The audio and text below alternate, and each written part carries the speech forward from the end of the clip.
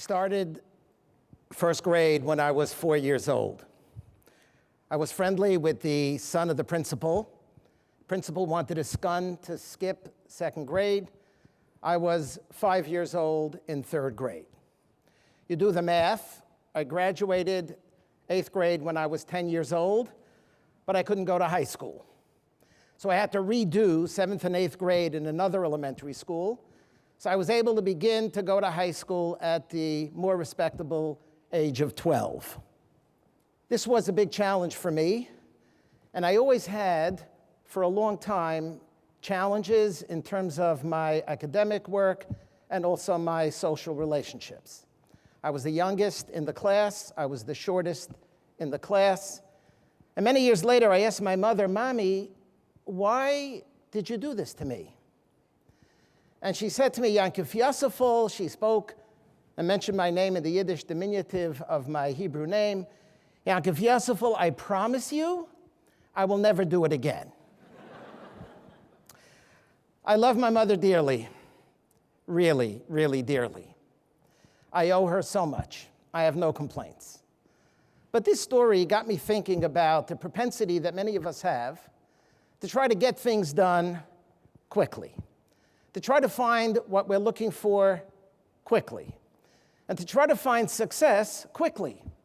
And then when we don't find it, we get frustrated and we get upset. Redemption will come, please God, but redemption is a process.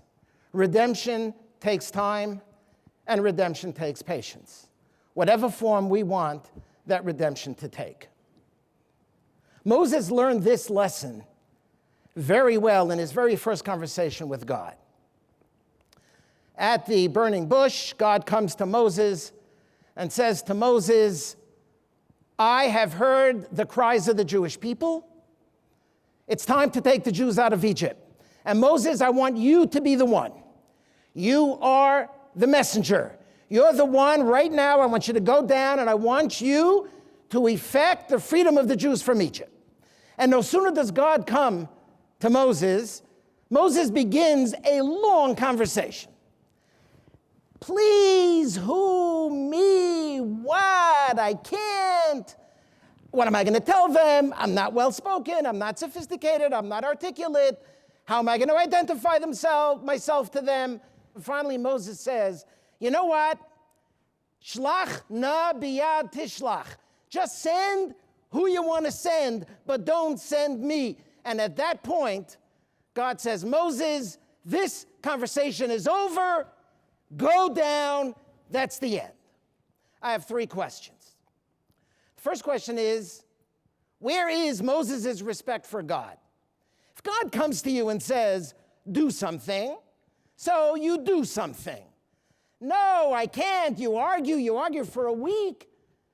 Where's your respect? Where's your relationship with God? We're talking God here. God says, "Go," you go. Second question is, where is his sensitivity to the plight of his co-religionists in Egypt? Doesn't he know what's going on? Of course he knows what's going on. How did he end up where he was in the first place? Because he had to leave Egypt. He had to flee from Egypt because he saw an Egyptian hitting a Jew and he went and he killed the Egyptian. And he had to run for his life. Moses was not callous or indifferent to the fate of what was going on in Egypt. He's sitting there, he's standing there for decades, and all he's thinking about is, "Oh my God, what's going on in Egypt?" And now he has a chance. So he should say to God, "Quick, where were you? Every argument, more Jews are suffering." Where is his sensitivity? Where is his love for the Jewish people? And the third question is, what kind of a strange phrase is this at the end? Send who you're going to send. Shlach na biyad tishlach. Just send whoever you want to send. Who's he referring to? What's the reference?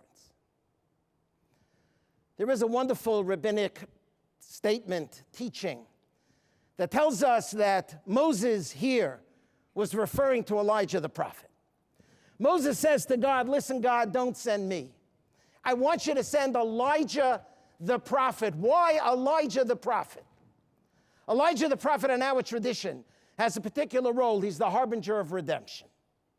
And as the harbinger of redemption, Moses says, "Listen, Listen, don't send me. I know what's going to happen if you send me. If you send me, so I'll take them out of Egypt. We'll wander in the desert, and then we'll come to the land of Israel. And we'll be in the land of Israel for hundreds of years, and then, thank God, there'll be a temple. But the temple isn't going to last forever. There'll be a destruction of the temple. Then there'll be an exile. I know, God, it's only going to be a short exile. And then there'll be a second temple, thank God, also is not going to last forever. That's going to be destroyed. And then, God, we're going to go into a huge exile, a terrible exile. In the 2nd century, we're going to have the 10 martyrs at the end of the 11th century, the First Crusade throughout the 12th century, more crusades in the 13th century, the burning of the Talmud in the 14th century, the Black Death massacre at the end of the 15th century. The Jews are going to be expelled from Spain in the 17th century. There's going to be the Khmelnytsky massacre. At the beginning of the 20th century, there's going to be a Kishinev pogrom. And God, in the middle of the 20th century, there's going to be a Holocaust. And at the end of the 20th century, God, you know that buses are going to be blown up in the streets of Jerusalem. And in the beginning of the 21st century, God, rockets are going to be flying. God, I beg you, don't send me. Send Elijah the prophet. You send Elijah the prophet, we're done. It's over. The redemption has arrived. We go to Israel.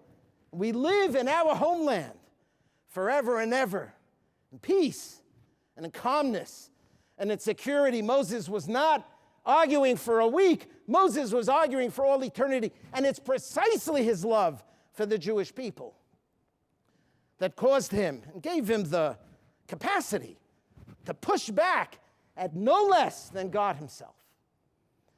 Because he loved the Jews, he couldn't let this happen. And God says, Moses, listen, someday, you're right, someday I'm going to send Elijah. But now I'm going to send you. Because Moses, redemption doesn't work that way. Redemption is not from 0 to 104 seconds. Redemption is a process. Blessings are a process. They take time. You can't just do it, have it, be successful, and that's the end. We want blessings. We have to work for those blessings. We have to all be deeply, deeply engaged in what it is that we do. Proactive in that what we do for our communities. But not to get frustrated if things sometimes take a long time. In the late 60s and early 70s, there was a fellow who was a social psychologist at Stanford University who did a study. And the study was known as the Stanford Marshmallow experiment. He brought a bunch of little kids into a room, average age 4.5, and he says to them as follows. They come in, they sit down, and in front of them there's a table, there's a plate, and there's a marshmallow on the plate. And they tell the kid, if you want, you can have the marshmallow. But if you wait until I come back, you can have 2 marshmallows. Generally about 15 minutes. He does a longitudinal study years later. He goes back. And those kids who had patience, those kids who didn't take the marshmallow right away, scored higher on all different kinds of exams, higher SATs, greater sense of educational achievement, more cognitive capacities. They were thinner. They were healthier. You want to have it right away, you can have something. You want to really have something? You want to have something that matters?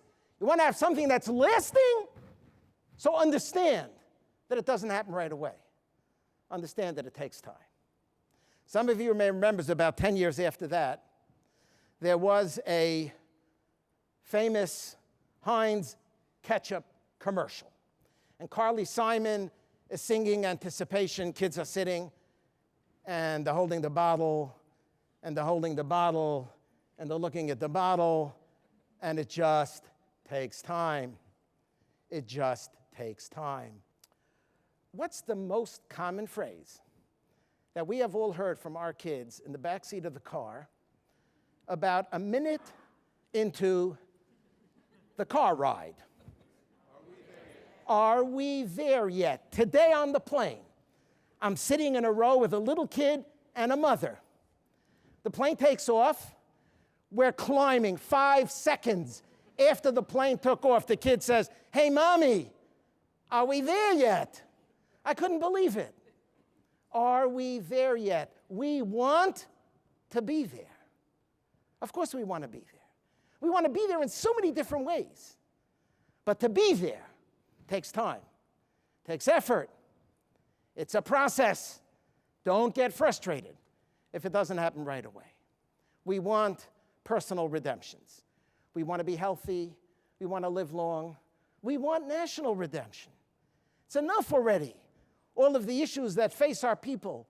By now we would have hoped that we would be further along, that the state of Israel would not be facing these kinds of challenges. We want national redemption. We want an American jury that's engaged. We want an American jury that cares. We want an American jury for which Judaism matters, Jewishness matters. That's what we want. Be engaged with our tradition. Be engaged with our culture. We want redemptions. And we need to work for it and take nothing for granted and not stop for a second and be constantly proactive. But at the same time, with all the effort and all the engagement and everything that we do, all of us, in our own communities, in our own homes, in our own national life, make the effort, expend the energy, but understand, don't throw in the towel. If things don't just turn out the way we want them to, and the way perhaps they should, as quickly as we want. We want the best for ourselves. We want the best for our people, and we deserve it. We, our families, our communities, our people, and the world, indeed, deserves nothing less.